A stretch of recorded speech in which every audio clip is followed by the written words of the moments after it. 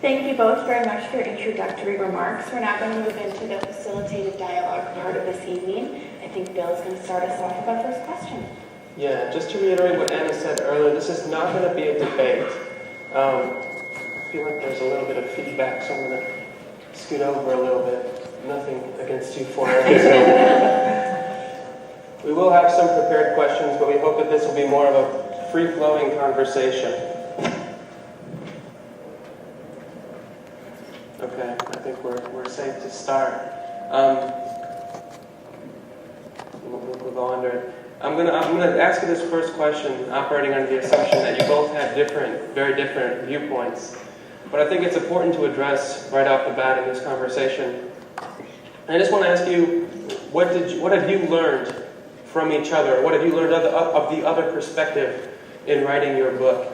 And how do you think that might cause you to be more open in the future when engaging with people who have a different perspective?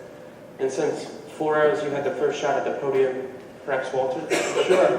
As I said, one of the things, a substantive thing that I learned was on academic freedom. In my book, Defending the Undefendable, wave it around. There it is. There's a copy of it. I pretty much excoriated academic freedom. And thanks to the insights of 4 hours, I learned that as long as it's voluntary, it's okay. There's nothing per se wrong with that. So that's a substantive change in my views that I wrote 4 hours. But I think more than just the substantive economic, political, social justice issue, I learned to be, most of the times I debate people, I'm ready to jump down their throat, ready to kick butt. I used to do karate. I have a brown belt in karate, and all they taught us was to go for the neck and the crotch, and that's my usual style. And I didn't really do that with 4 hours. He asked me to try to debate in a different way, or try to converse in a different way. And I think that, one of the chapters we thought we would do was on War and Peace. And the problem with that is we agreed on pretty much everything. So I was saying, yeah, right on, and he was saying the same about me, and there was no tension. Whereas the other chapters, there's tension in them. There are two other books, one Rothbard and Radosh, and another, my friend Tom Woods, and I forget his co-authors, where there's a libertarian and a leftist social justice type person, but they didn't really go out on a limb like we did, because all they discussed was areas where they agreed on, war and peace and things like that, and foreign policy. So I think what we did is we went out on a limb, and one of the things that I learned is to be more cautious, more complimentary, more careful about views that before I started this process with, I would have just gone and tried to kick the butt out of. Yeah, I was telling Anna just at yesterday's lunch that I thought I would never change my position on academic freedom.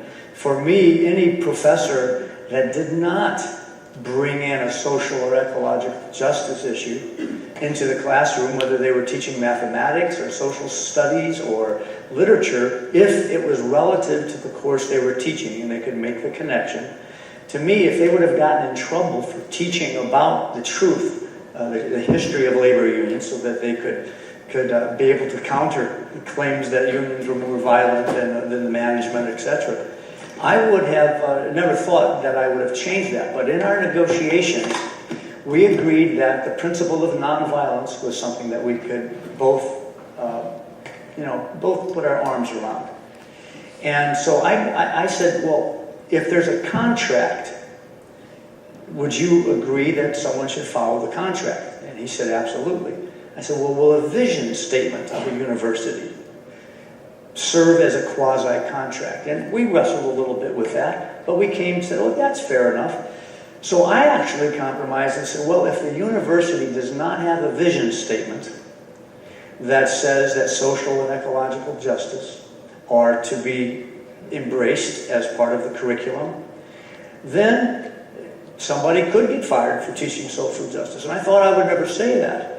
So if a university came on the scene and the university was all about, what would be an example of a university that didn't want any part of social justice? A libertarian university.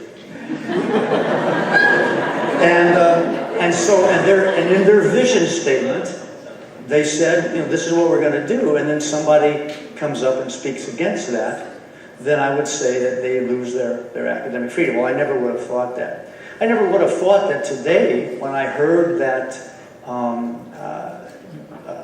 Dennis Kucinich and Ron Paul are possibly going to be two people running, and that Ralph Nader is endorsing that I would say, based on what I've seen on television in terms of the candidates, and based on my disappointment currently with the administration, him and I would be in agreement on that political forum.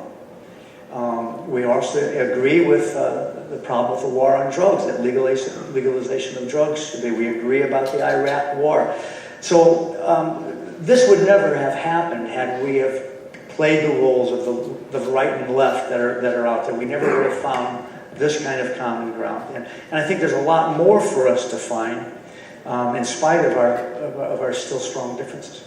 I just wanted to add one thing to what 4 Hours said. He talked in terms of nonviolence, and I regard that as a typographical error on his part. Because strictly speaking, if you're opposing violence per se, then you're a pacifist. And libertarians favor defensive violence, or can favor defensive violence, need not, but can. So I think it's it's an important clarification. Misspoken. But other than that, I agree with what 4 Hours said. I think one of the disagreements that we have as it relates to this premise of violence, that it's not initiating violence, is what connotes coercion. One of the great premises of libertarianism, and I've been reading lots of Rothbard, which I never thought I would be doing, but is this idea of coercion. But I think there's an oversimplification on what is coercion and what is not. And I think that's something that I hope will come out in the questions and answers about our different philosophies. Thank you both. Correct me if I'm wrong, but one of the impressions I got is the reason that you two decided to come together and engage in this cooperative argumentation is to open doors and kind of set the ground for other people to come together and engage in it as well. And kind of in the spirit of helping other people to come to that, I think it's important to address real concerns that they might have, so I don't mean to start on a negative, but I was hoping that you two could both speak to any personal or professional consequences that you encountered by engaging in this conversation with someone with such radically different worldviews. Well, I'll just share one personal minor consequence. But one of my neighbors in Mexico is Alice Walker, who is the author of The Color Purple. And I play music with her, jazz with her boyfriend. And I brought a copy of the book that Walter and I brought as a gift to her, thinking that she would be very, I was kind of bragging, thinking, I wrote this book and this is what I've done and we've come to this ground. And instead of getting a pat on the back, and I say this all due respect, but I'm answering your question, Alice shook her head, threw the book on the couch, and she said, "Shame on you, you're in bed with the enemy, with the devil." And so there are a number of people who feel that many of the premises that Walter espouses, the anti-unionism, for example, or some of the things that I read on the list in my introduction, that in inviting him to co-author this book, I'm giving a voice, I'm giving a forum.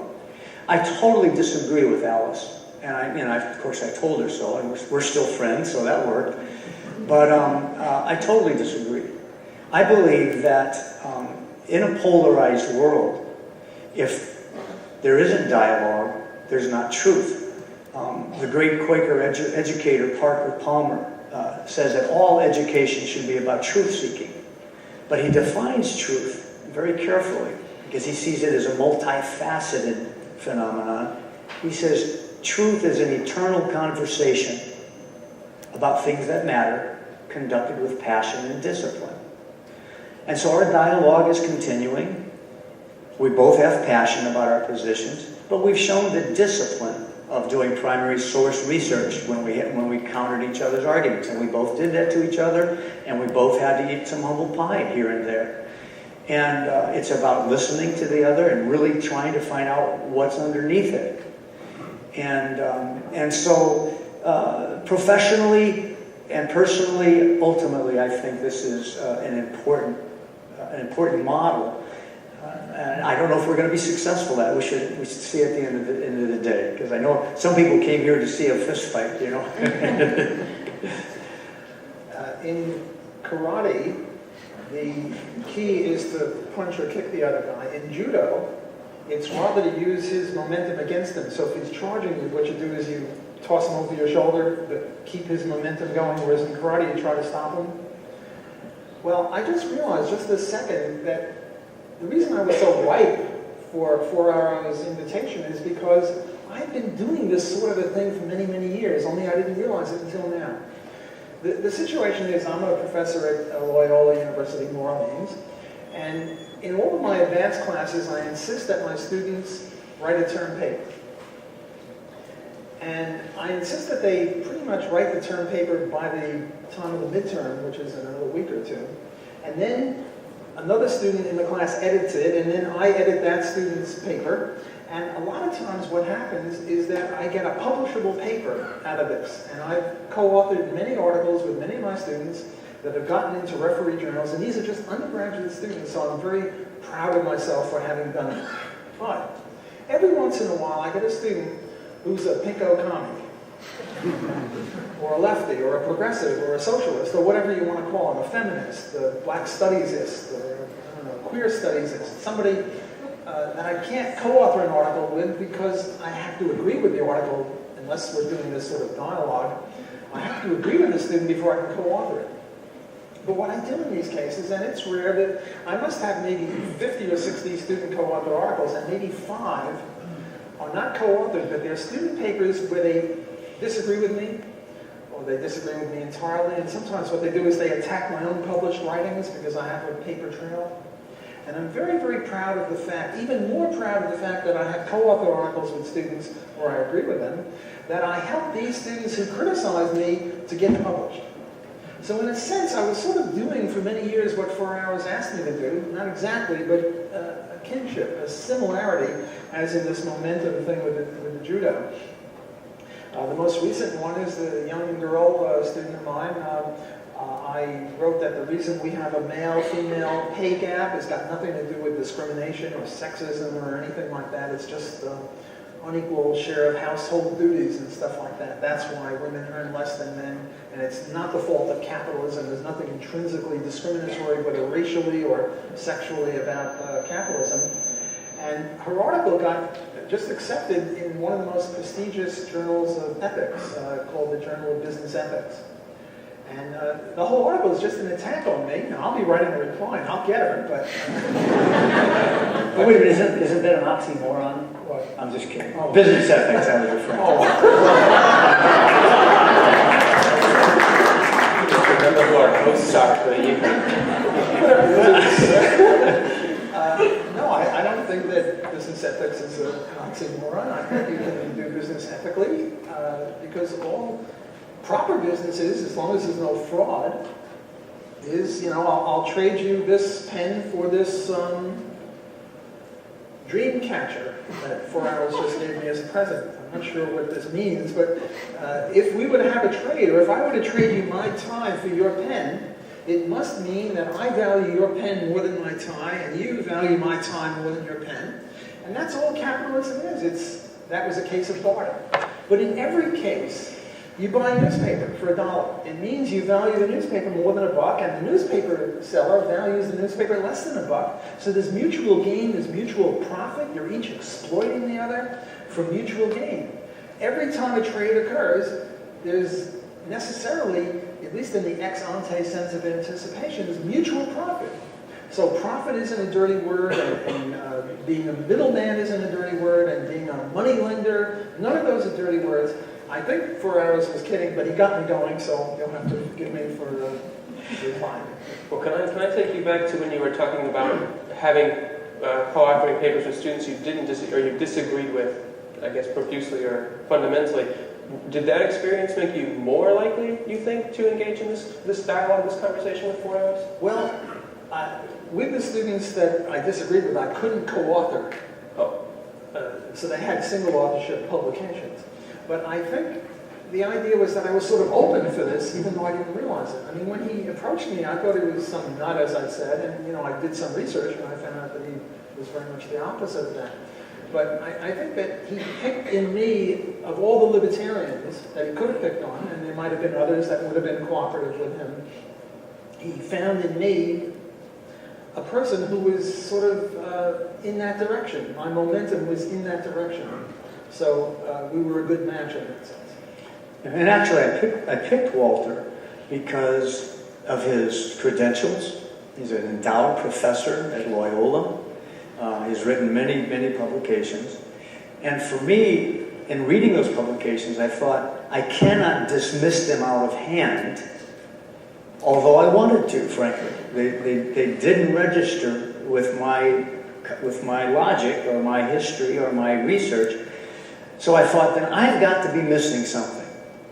If I can be so 100% and adamantly so opposed to a fellow scholar, is there some common ground? Is there something that I don't know about it? And so that gets back to your question. And much of the conversation so far really seems to have a lot of its roots in the academic world. And that really seems to be more tailored to this sort of conversation. And for those of us who don't spend most of our time in the academic world, how can we take what you guys have done and turn it into something that we can use in our everyday lives? Well, first, I don't think it is tailored to education, so I disagree.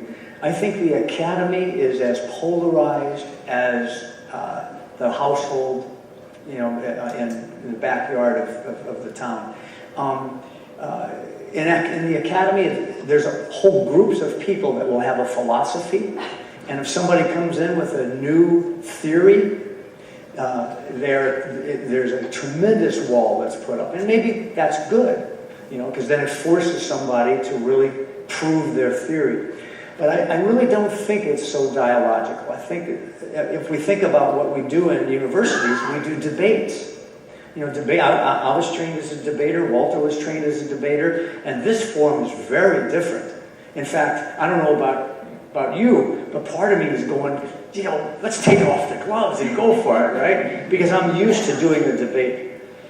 So I think this is different on both counts. But what I do think it will help the non-academic person is to be truly open-minded. Now, when I was a tenured professor at Northern Arizona University, every day, Walter, that I had new students come in, I would have them do a number of things. I would ask them, why are we in Iraq? And I would ask them different questions about labor unions because I was in a very conservative state. I wanted to see where they were. But one question was to define open-mindedness. And over 6 years, I've got everything from, you are respectful to the other person, you listen carefully, you do your research, but very seldom did I ever get anyone say, and if the information is warranting it, you will change your mind. And I think the courage to be able to listen and try to see if you can attack your own position is something that's very, very rare. And I'm hoping that our experience has done that. Because if someone with such opposite ideas in terms of a worldview, and I hope we get back to that, because there's a fundamental worldview that we have between indigenous worldview and libertarianism that has some very interesting common ground. But anyway, so I think open-mindedness is the answer to your question. When I first started giving public lectures, for weeks before, I would anticipate being in an audience and saying something stupid, and then I would get stomach cramps and a dry throat because I'd be afraid that it'd be horrible. Some friend of mine said, imagine the worst thing that can happen. And the worst thing for me was I start giving a speech and then one by one everyone leaves. And then I'm about halfway through and I'm the only one in the audience. And I figured, well, that's about the worst thing that can happen. And if I could stand that,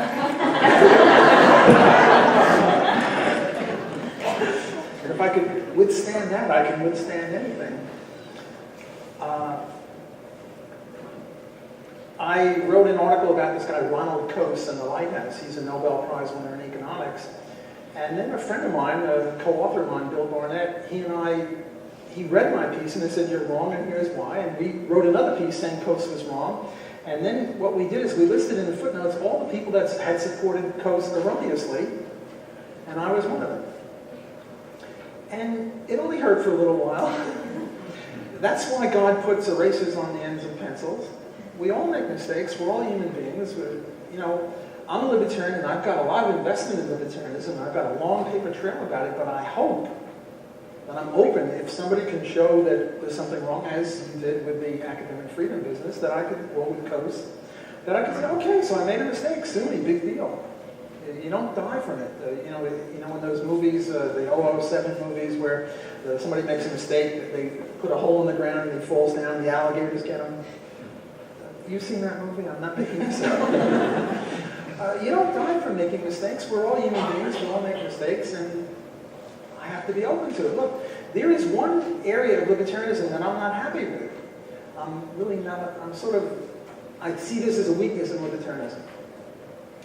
I don't like the fact that libertarianism only applies to human beings and it doesn't apply to animals. And there are people who torture animals, and I don't much like torturing animals. And I think that something really nasty ought to be done to people who torture animals. And yet there's nothing in libertarianism that allows me to do it. All libertarianism would allow me to do, qua libertarian, is to have a boycott. Because, animals don't have rights in the libertarian view. It's a view that only humans have rights. And I don't... Can I ask a question on that, Sure, Walter? Because sure. we are, by the way, this is live. And we really still are trying to learn from each other. So, and this is a point of great contention between us. That you just said something that really opens the door for me to understand something. Is it libertarianism that causes you to believe that only humans have intrinsic value and that animals have utilitarian value? Is that coming from the libertarian view? Or is that a deeper worldview that you have? Because I think between the indigenous worldview and libertarianism, that is the biggest and the deepest stumbling block is the anthropocentrism. And it much more is aligned with Christian religion, frankly. In other words, the superiority of humans over nature. And I am as argumentative about that, even with my own relatives. But as an atheist, that couldn't be your personal philosophy, or could it be? Or is this a libertarian fundamental idea about the utilization of other than humans? Well, I think that a basic premise of libertarianism is that you're not supposed to commit aggression against other people. I mean, I'm not a vegetarian. I eat meat, and I know that you have to kill animals, and hopefully it's done in a humane way. The reason I don't think animals have rights is that if animals had rights, then when a lion kills a zebra, we should put the lion in jail because he violated the zebra's rights. And that seems grotesque to me. I don't think that the lion is at fault when he chews down on the zebra. Or when the wolf gets the antelope or anything like that. So I don't think that animals have rights. And whether this stems from libertarianism or not, I'm not really sure. I think it is a basic element of libertarianism that it's an ethic for people. Well, what about intrinsic value? Don't use the word rights. What about intrinsic? Because that was in the book we talk about only humans have intrinsic value and animals, trees. I mean, my philosophy, and I'll share, talking to both you and Walter, I think if we were going to deal with climate change, and I'm not sure if Walter believes yet in climate change as a reality or not, but if we believe in climate change, and I joke about this, but I think the simple solution would be if from now on, everybody in this room, whenever you refer to a natural resource, whatever it is, whether it be the ocean or an animal or a tree, don't use the phrase natural resource. From now on, everyone just say relative. Okay? That I think they're going to tear down my relative next week in the park. Or I think, and now Walter's laughing, and some of you are going, wow. But in truth, this is the indigenous indigenous worldview.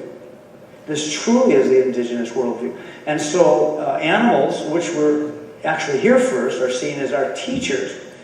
So the idea that they only are to be utilized for animals, if it's both a libertarian and a religious doctrine, I want to understand that. And so you're saying that you're not sure. Well, I think it's a libertarian view that animals don't have rights, that they're not valued intrinsically, as are other people. They're only valued instrumentally or in a utilitarian way for what they can do for us.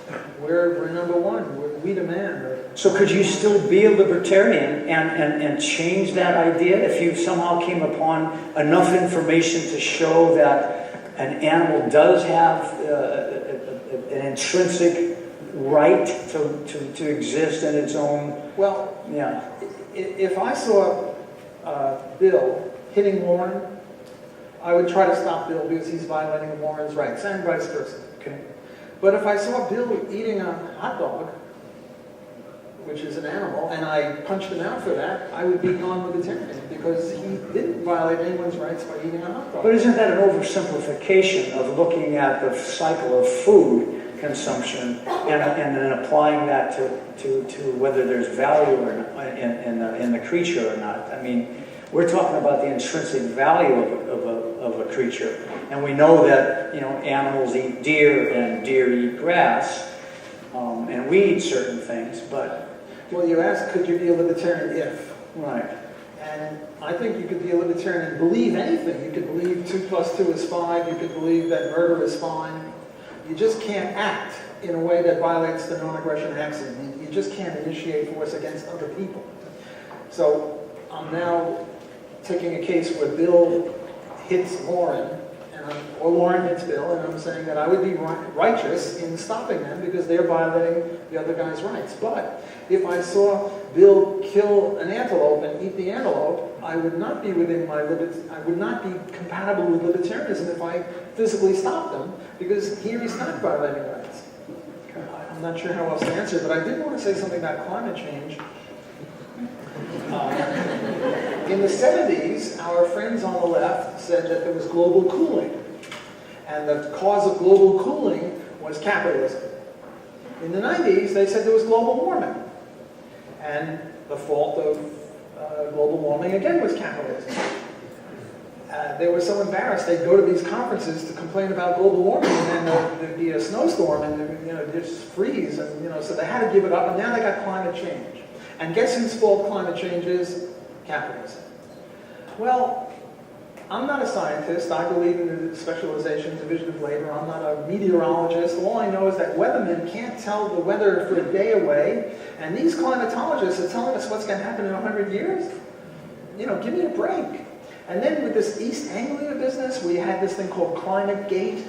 Gate means, some sort of fraud, where these people are trying to diminish the findings of other people, scientists who find opposite views.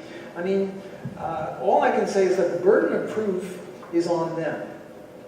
If they want me to stop using underarm deodorant or refrigerants or whatever it is that they want me to stop using, or using oil or gas or something, or using windmills which kill birds, which is a whole other issue. The burden of proof is on them, and as far as I'm concerned, they haven't proved squat. And if anything, with this climate gate, there are a bunch of liars and people who engage in academic fraud, and I would just as soon ignore them. But I'm open. If somehow they can prove that the global warming or global cooling, and they never say what the optimal temperature is. They should say, well, the optimal temperature is thus and such. And if it deviates by more than one standard deviation, okay. But they never say that. All they do is they say, well, capitalism or greed or something like that is at fault, and I'm not a happy camper after that. I'm sorry. Well, this would be an example of where it's very difficult not to want to go and get the volumes of evidence to show that 98% of the scientific community is done this. And yet, truly, and maybe this is, I'm not doing this for the audience, because this is what we did in our book, and this is what deep down, after the emotional frustration, I count to 10, okay? You said that because you are not a scientist, you're an economic person, and he outranks me. I have a bachelor's degree in economics. He's got a doctorate and a bunch of books. But if you say and admit that you are not a climate scientist, and then you are relying upon the climate scientists to do the research, and if the great preponderance of them have done the research, and we could go and list all the international scientists that are saying that we are not looking at 100 years, we're in it now, what would you need from a libertarian viewpoint to acknowledge it? Does it have to do with the problem that they're saying that it's human caused and that somehow capitalism might relate to it? Is it a concern about the allegation that capitalism is being attacked? Do you bring that into it? Or is this just separate and just your own judgment of the literature? If I can interrupt, well, I want to take this away from climate change and more towards the idea, you mentioned the burden of proof, and Four Arrows is continuing that, saying you have to rely on a climate scientist. And I'll be honest, I'm a student, I'm in the academic world, I have ready access to peer-refereed articles and to textbooks and that sort of thing. But if I'm engaging in an argument with someone, I don't sit there and pull out of my back pocket my article proving my position or refuting theirs.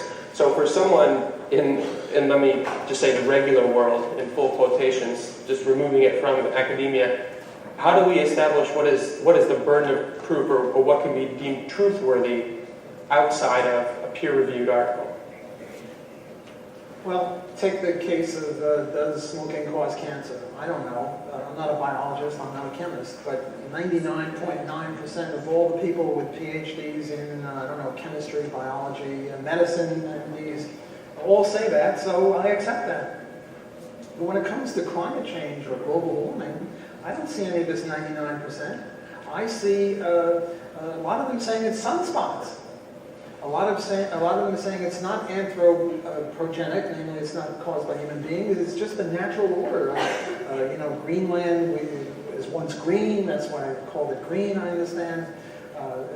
If you look at a graph of temperature changes going back, it's sort of like a sawtooth thing, and how far back you go depends if you want to show it's warming or cooling. So I don't see anything like a 99% agreement. If I saw a 99% agreement, I would acquiesce. I would say, well, then that's a valid thing. I'm a non-specialist. I have to take what the community of scholars there says. But I don't see that. I don't see any survey where anyone says, here are 99% of all people with a certain credential, and they all say that. You all have his email? The fact that you mentioned smoking is actually an interesting thing to mention, because when they first did the research, when they first did the data on smoking, the first conclusion they came to that was that drinking coffee actually caused cancer. And they completely missed the connection between smoking and drinking coffee at the same time. And so maybe perhaps with climate change, if we can beat the horse a little bit more, not that animals don't have rights or anything, but if we continue with that, maybe perhaps we're waiting for that sea change to happen. Well, when it happens, I will acquiesce. We've still got an hour, so I'm going to wait.